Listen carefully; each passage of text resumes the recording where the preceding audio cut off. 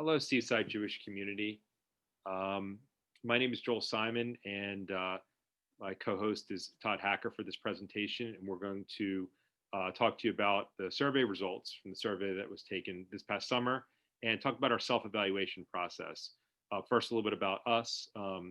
Again, my name is Joel Simon. I have been a Seaside Jewish community member for approximately 15 years. My children have gone through the religious school, been bar and bat mitzvahed here at Seaside Jewish Community. I was the religious school director for 5 years of that time.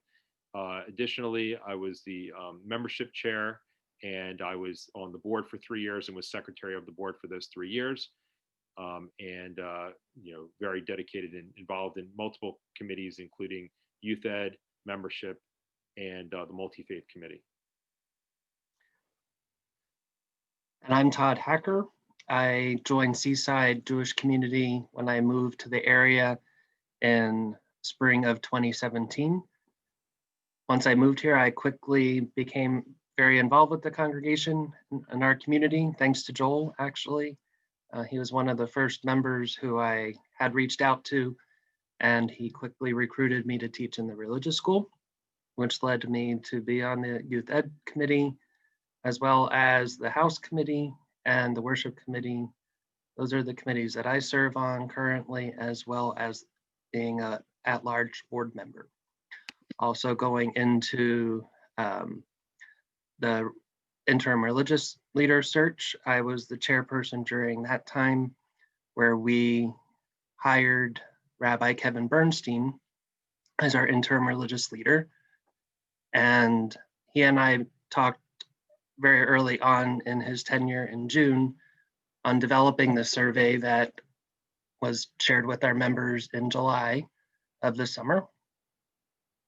We really wanted the survey to capture and evaluate where we are as a community, to help identify what our wants and needs are within the community, not specifically to the religious leader that we will be searching for, but helping us highlight what we need as a community. And from there, using the data to identify what traits and qualities do we need in our settled religious leader. So, step one really is the survey, and we wanted to explain to you a little bit about the results, how we took the survey, and how we interpreted some of the things that you folks shared with us. And first of all, kind of starting off with how many of you responded. We had 206 responses to the survey out of the 515 paid adult members that we had at Seaside at the time period when the survey went out. It's about 40%. A lot of times people look at 40% and they think it's kind of low. That's less than half of the people. But when it comes to survey results, 40% is actually a really good return. Most organizations don't get 40% of people to respond to a survey like this. So we were really thrilled with that. And, keep in mind that out of the 206, some of those could have actually been two people filling out the same survey, maybe a couple together that completed one survey instead of two. So I really think that those results are pretty impressive, and that's really a testament to how much people care about Seaside Jewish community. We started noticing trends that really stood out to us, and you'll see that in the next couple of slides. But one of the major things was the social connection. People really appreciate the social connection they have with others at Seaside, and it showed up when we got into questions about education. We talked about social events in general, social action, pastoral care, worship. That same theme kept coming up as far as the connection. We want to build on that connection that people have. And you'll see that in the next few slides as we go through. Todd's going to talk about several of the slides through his data, and then I'm going to talk a little bit about a few slides as a follow-up after he goes. And we'll talk about that analysis and what it means. One of the things when we're looking at these slides and we're looking at these graphs is the scale that was given in the surveys. The surveys asked on a lot of questions to rate things on a scale of 1 to 5. 1 was not important, 5 was very important, and of course 2, 3, and 4 were on that spectrum. So just keep in mind that when you're looking at the results as to that's what it means.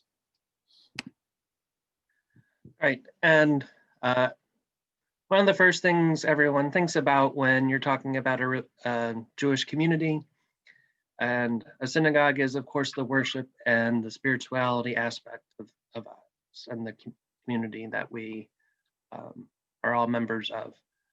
And you'll see here in this data that in terms of people who really identify Seaside as fulfilling that worship need or considering Seaside their spiritual home versus maybe other places in their lives or other communities that they're a part of. So quite significantly, of course, well over 55%, very high. And if you combine that with the fours, really we're almost at 100%. So that led us to really look at how we worship and what type of spirituality and modalities do we use when we are presenting ourselves and celebrating Shabbat or holidays, festivals, and so forth. And as many of you are aware, Seaside is really a community where people have come from all different kinds of levels of observance and practices. And to that end, we really tried to meet everyone's needs in that regard. But one of the things leading up to this survey, which we felt important enough to be its own question, is during services and worship opportunities, how much of that that program or worship liturgy is heavy on the Hebrew versus integrating English so that more people can follow along. And you can see in this slide that most people, the far majority actually, really want a well-balanced service or worship experience where there's a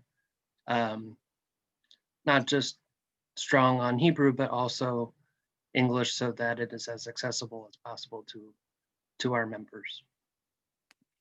In addition to just the language component, in terms of English and Hebrew, the survey, if you recall, had different types of worship and styles and paths that you can reach a level of spirituality, whether that is through, again, the traditional liturgy where it's very strongly leaning toward Hebrew. Again, you'll see in the bar next to that where it's leaning more toward contemporary, which the vast majority felt they were very interested in that regard to make sure that English was part of the worship experience.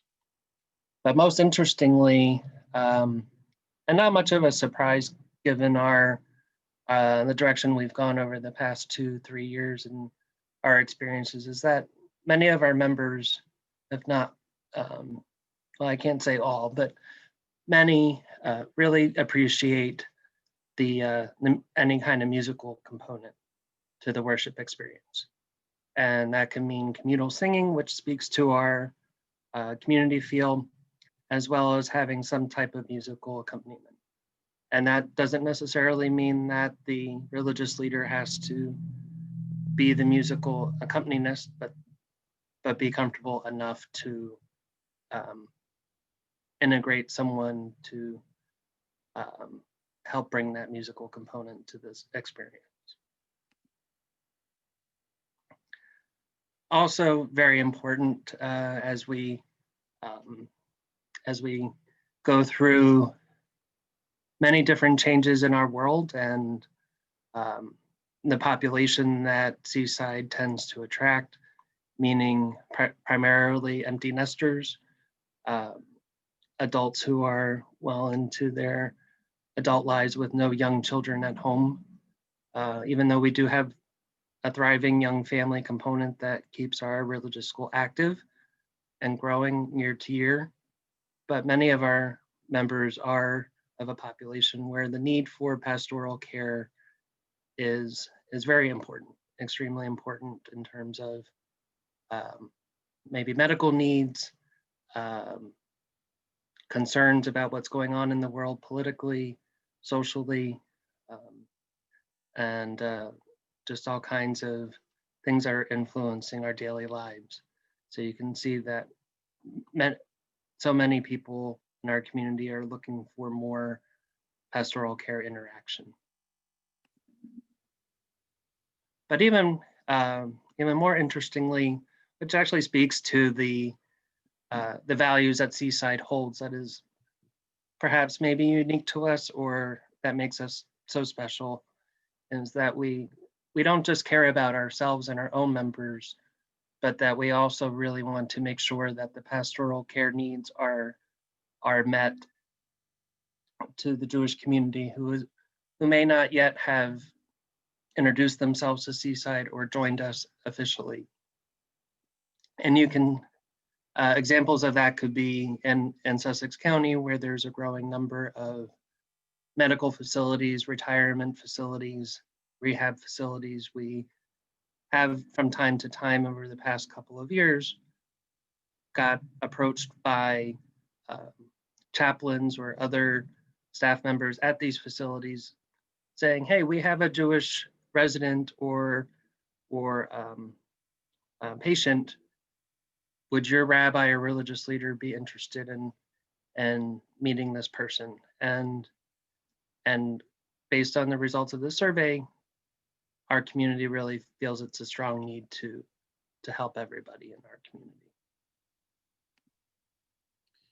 So one of the next things we kind of need to talk about is a little bit about the Jewish education and the emphasis that Seaside Jewish community feels towards educating its people, whether it's adult education, youth education, really any level. And you can see by this question that we asked, which was, how do people see Seaside Jewish community as a center of Jewish education in the future? It's a pretty high percentage.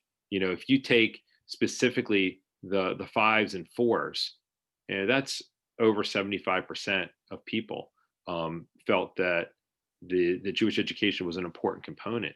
And if you add in the 3s, we're talking about well over 90%. And then we kind of got into the topic of, well, what types of topics would be interesting and what types of topics do people want more study of? What are the things that people really want, particularly with adult education opportunities? And while all these different topics had appeal, there's a couple topics that really stood out when we collected the survey results. Particularly if you take a look, Jewish history was huge, right? If you take a look here at the very interested and mildly interested, that's a very, very high percentage of people that responded that felt that that topic of Jewish history was so important and so vital to learn about, and they wanted to know more. Modern Israel also just really stood out to us with the mildly interested as well as the very interested. And you can see with some of the other topics as well, but those two really were top notch, stood out as things that people really want more of. And we want to provide more of a service there. Another topic that came up a lot in the survey was social action and the need and desire that people had for more social action moving forward. This is an area that we as a community have become more active with. We've gotten connected through multi-faith and through various other committees with the larger community, and looking out towards other than just Seaside itself, right? And connecting with others. And you can see that in the future, people see this as an area of growth, and they see Seaside as a source of an inspiration for social action. And really, when we take a look at it, if we just look at 4s and 5s alone, that's well over 60%. So more than half of people felt pretty strongly about this. And if you add in the 3s, we're talking almost 90% of people felt a connection with social action in some form towards the future. And more specifically with that, we asked a question about, should Seaside increase the frequency of programming aimed at social action, and or something towards Tikkun Olam, repairing the world? And again, the results were pretty strong in favor of doing this, right? 4s and 5s added together, over 60% of people felt that that was part of our mission, that was something that was really important to Seaside Jewish community and its families. So where do we go from here? That's a great question that so many of us have been asking ourselves during 2020. And I'm really excited with the results that we've gotten from this survey. where will continue to digest the written comments that you all so eloquently and passionately added to the ends of the questions. So we did hear your feedback, and it's really exciting that we keep hearing over and over again and seeing trends of growth. And not criticism for what we've already done or things that it feels like people are very happy with what we have been doing as a community overall, but just more of it. And that's what the focus groups that will be in the next phase of the process will hone in on, so that we can continue the process. And continuing on that, as far as focus groups and self-evaluation, it's really important for us with the timeline to take a look at what we're doing. We are thrilled with the interim process as it's going so far with Rabbi Kevin Bernstein, and we're going to continue along that timeline. So we planned to utilize this interim time period to really look at ourselves some more, survey results, focus groups, as well as other data that we're going to collect and other input that we get from people. The plan is to have a settled religious leader in place for 2022. So we feel like that will give us the time in order to get the absolute best candidate in here, somebody that fits our values, fits our needs, fits our wants, and it's going to be the perfect person to lead Seaside in the future. Just wanted to thank everybody for tuning in to our presentation. And if you have any further questions, feel free to contact us. Thank you, everyone.